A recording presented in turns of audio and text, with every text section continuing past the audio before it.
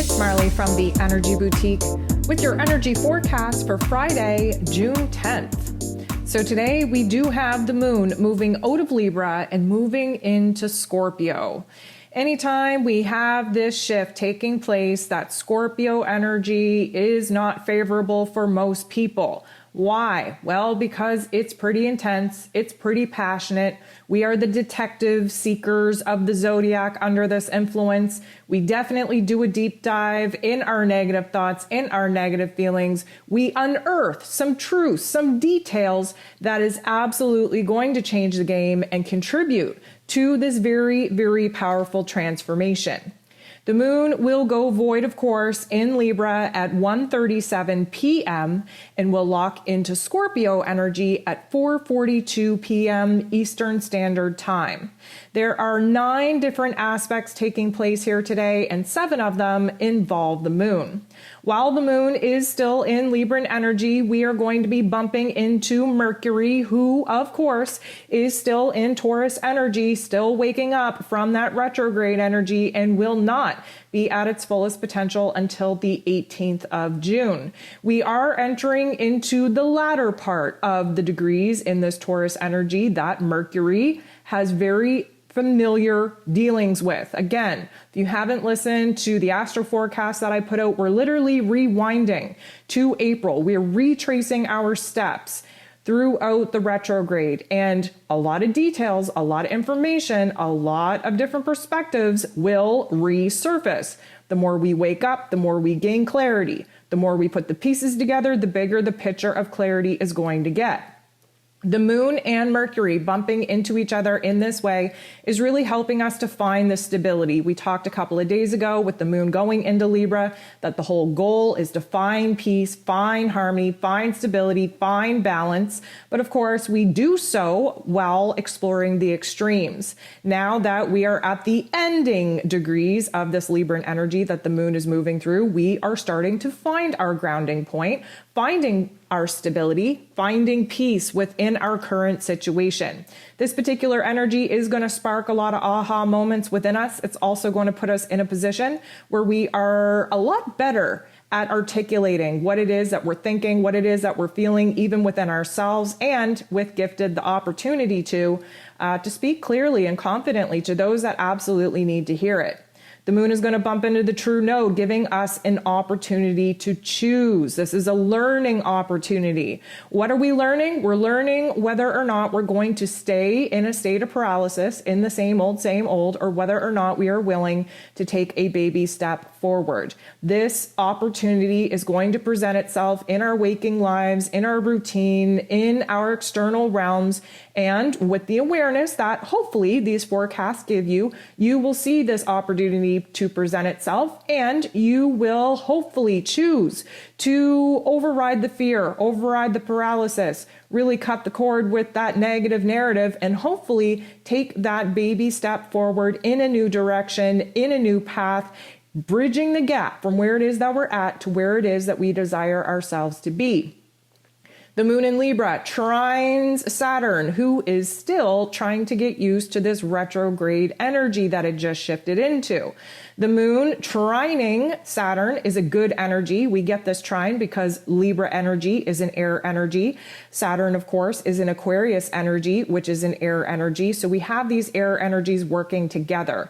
The trine means that we're blending this energy from our emotional selves, from our heart space, recognizing in our inner realms where it is that we're being asked to step away from old commitments, old roles, old responsibility, old storylines, where it is that we have new ones in our big vision, in our big dream, our big picture.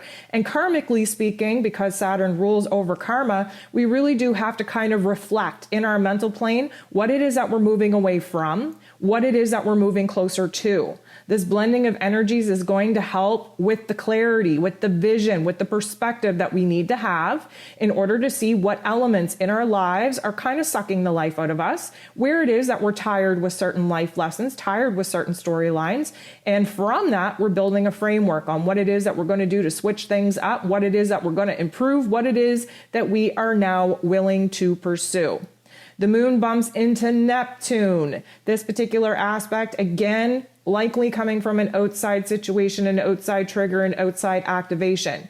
The Neptune energy is our intuition, our higher selves, our soul self, if you will, ruling over our dreams, our creativity. And this is a beautiful opportunity, especially riding off the coattails of this earlier aspect of the moon bumping into Saturn. This is a time for us to kind of escape in la la land after being activated in our physical realities of what it is that we're tired of, what it is we don't want, what it is we're frustrated with, what it is that we're overwhelmed with, and giving us this opportunity to have this reality slap right in our face. Now we get to check out, disassociate just for a quick sec to see what kind of vision, what kind of dream actually makes us happy, what our intuition is telling us to do.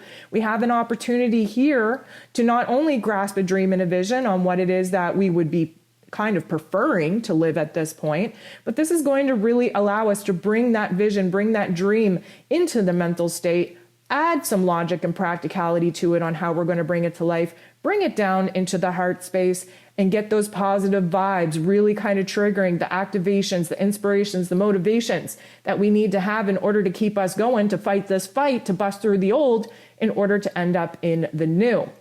The moon bumps into Pluto in a similar kind of way, which tells us that Pluto, because he's the great transformer, that something's happening here. We're acting as the observer. We're recognizing where it is that certain bumps in the road have to kind of happen in our exterior realm, in our reality, in our circumstances to show us what we're tired of, what we don't want anymore, where we feel out of control, where we feel powerless. And in turn, that gives us an opportunity to try to kind of create the kind of vibe, the kind of situation, the kind of circumstances that will right those wrongs. Especially kind of, feeding off the earlier aspects, this does kind of suggest that we're having an aha moment. We're seeing things differently. We're feeling differently.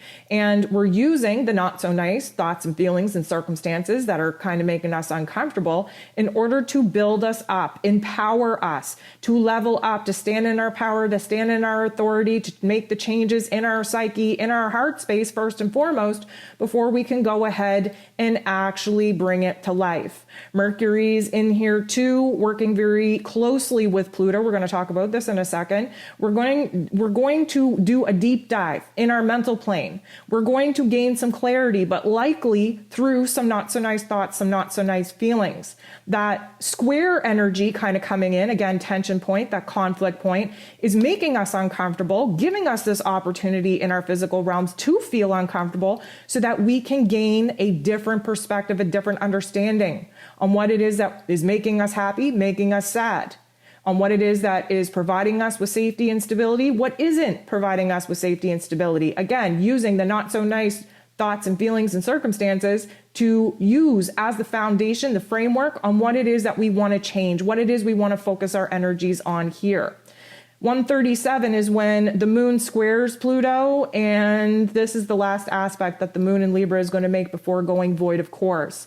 Again, we have to feel uncomfortable in order to make a change, to make that transformation that Pluto energy wants us to make. We have to feel at odds within ourselves, between our heart and our head, in order for us to realize what needs our attention the most.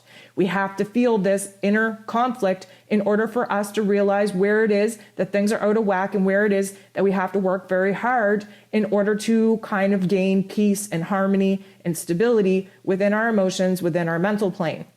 So the moon goes ahead and moves into Scorpio energy, again, 4:42 p.m. Eastern Standard Time. The very first aspect that we have while the moon is kind of getting situated in the Scorpio energy is between Mercury and Pluto. So first of all, this particular aspect, this is the third time that this has happened since the beginning of April. Late April, we had Mercury and Pluto come together, really create a lot of tension in our mental plane, in our lives, in order to see where the changes, where the transformations were needed the most. Keep in mind, we were in eclipse energy. Things like wild card energies were coming at us. Wild circumstances, unexpected situations popped off. And at that point, we were super confused. Then we had Mercury bump into Pluto again in May, but this time, this is when Mercury was retrograde. Pluto was retrograde at that time too. So we were doing a lot of inner work, inner digging, inner shadow work. And At that particular time, we were kind of looking back at our past in order to find the answers for the present moment, in order to find a path, guidance, validation on what it is that we should be doing as far as plans for the future goes. So this particular point in time, we're having Mercury, who is direct in Taurus energy, the final degrees of Taurus energy. So again, we're retracing our steps from the end of April. Trining with Pluto. A trine is a good energy. It means that we're having aha moments here. We're blending energies. We're working together here. Pluto, the great transformer, who is retrograde in Capricorn. Taurus and Capricorn are earth energy, so we're very focused on our earthly realms, on our physical circumstances. What we can expect from this particular aspect is aha moments. We are gaining clarity, we are finding answers, we are seeing solutions, we are having an advantage in our mental plane. We are having intuitive insight that meshes with the logical, practical perspective that our mental plane needs to have. We are being exposed to a brand new awareness. There are little bits and pieces being unearthed in our psyche that when we piece them together is going to start making a whole lot of sense. We are focused in on a new path, on a new dream, on a new idea that we are kind of bringing to life at this point. Because again, when Mercury was in Taurus before, we didn't get a whole lot of opportunity to bring some ideas to life because then Mercury went retrograde. We were in eclipse season. Just wasn't the ideal time to kind of birth new ideas.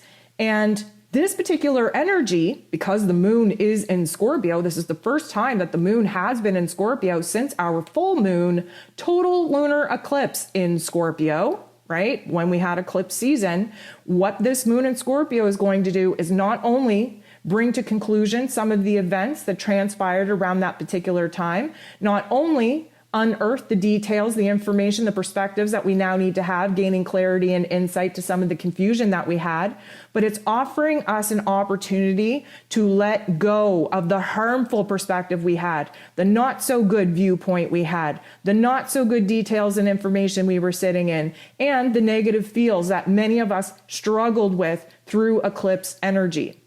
The moon in Scorpio is very intense, very passionate, deeply transformative. It's ruled over by Pluto. We have to expect a great transformation to take place.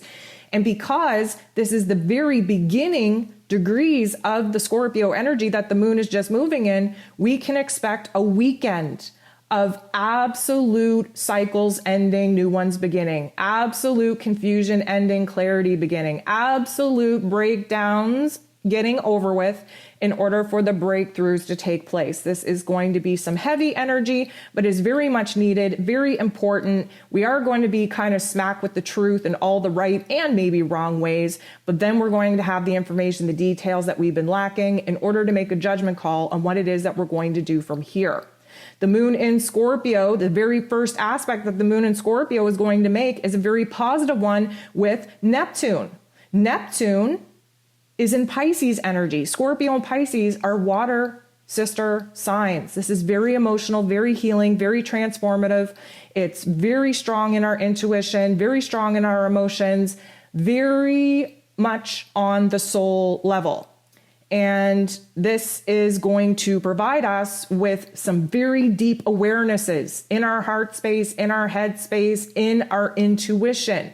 And riding off of these aha moments that Mercury and Pluto, of course, giving us, this is definitely setting us up to really kind of solidify some of the dreams that we have, some of the plans that we want to actually bring to life and take action on.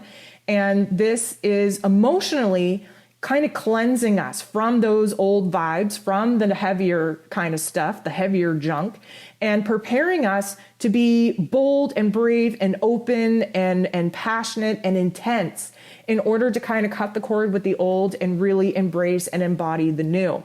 The last aspect that we have taking place here today is Venus and Chiron.